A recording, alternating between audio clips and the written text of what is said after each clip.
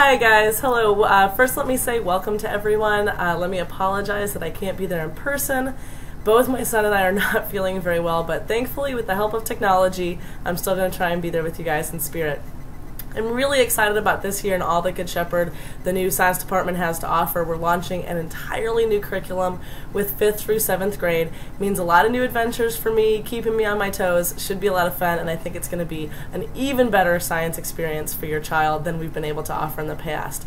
Let me back up just a second and tell you a little bit about myself and introduce some of the characters in the room. This is my 6th year here at GSES, and I've loved every minute of it. I came from Texas A&M's Galveston campus, where I majored in marine biology. With a background in life science, the 7th grade curriculum, which focuses on living organisms, has always been special to me. However, the challenge of teaching 6th grade's earth science focus has kept me on my toes and kept me learning, which I definitely appreciate and love. One of my great mentors, Dr. Sammy Ray, a world-renowned oyster biologist, once said, "The day I don't learn something is the day they can put me in the ground." That sentiment has always stuck with me, especially since it came from a man who started an educational summer camp in his late 60s and was still applying for 10-year research grants in his early 80s the last time I saw him. If your child gets nothing else out of their time with me, I really hope that they see and feel a passion and a love of learning, and I hope I can pass even a little bit of that on to them. Look over to the right, you've probably noticed my animal friends. In an effort to help foster good stewardship in our students, we've been slowly building a library of living specimens, living organisms for the students to study and work with. Currently living in my room are our 2 snakes, Jake and Drake, Harry the tarantula, JR and Molly, our tree frogs, and of course the somewhere in excess of 150 Madagascar hissing cockroaches. Throughout the year they go in and out, but the students love to see them, and we try to get them out and work with them as often as we can. Well, now that we've all been introduced, let's talk about how this year will go in science and the expectations I have for your child. Currently, our 6th graders are actually working on a project outside our new curriculum. The Middle Schoolers Out to Save the World project is a joint venture with the University of North Texas and several other schools around the country.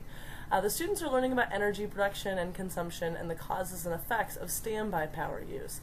That's use by devices or appliances that even when they're not on or being actively used, they're still going to go ahead and draw power. It's estimated that anywhere from about 5% to 15% of the average American energy bill is that type of wasted power. Some of you may have already seen your children come home with a kilowatt device that they'll plug into the wall, plug a device in, and be able to measure that amount of power. The rest of you will see it soon. Prepare to be a little surprised. Coffee makers are always the one that get me. They will continue to come home with those, and we'll be using a more advanced device in the future too, in a few weeks, that will measure over a 24-hour period how much it works. In a few weeks we'll wrap that project up and move into our first official unit, which is air quality. The students will look at how air quality is measured, what affects air quality, and what the dangers are of poor air quality. In a city as big and as hot as Dallas, it's a good topic for our students to be educated on. Our second unit of the year as we move through will be Earth's changing surface, and that focuses on the concepts of weathering, erosion, and deposition, those forces on the surface of our planet that change it each and every day. That contrasts with our final unit, which will focus on the internal forces, those plate tectonic forces that shift our world around and cause earthquakes and volcanoes. The kids usually have a great time with it, and I don't expect this year to be any different. The bottom line of our new curriculum is that I believe it will make our students better scientific thinkers. I don't expect that every one of my students will grow up and go into a scientific field. However, I do want to know that in 10 years, Good Shepherd science students will be well equipped to make sense of a world stage that increasingly relies on scientific research and data. To critically evaluate that data is an important skill for all responsible citizens, current and future. With our new curriculum, I feel like we're really taking steps to ensure that that happens with each and every one of our students through hands-on lab experience and our science notebooks. As we perform experiments and investigations, the students are recording their questions, their predictions, their data, and their conclusions all within that science notebook. If you'd like an example of kind of how that works and what it looks like, just outside my classroom I have some exemplary work for my 7th graders posted, and you can see copies of 3 of my students' workbooks and kind of get a sense of what that looks like. That is factored very heavily into our 7th grade class, but the 6th graders as well will be using those. As always, writing is a large part of our curriculum here at Good Shepherd, and the science department is a big part of that.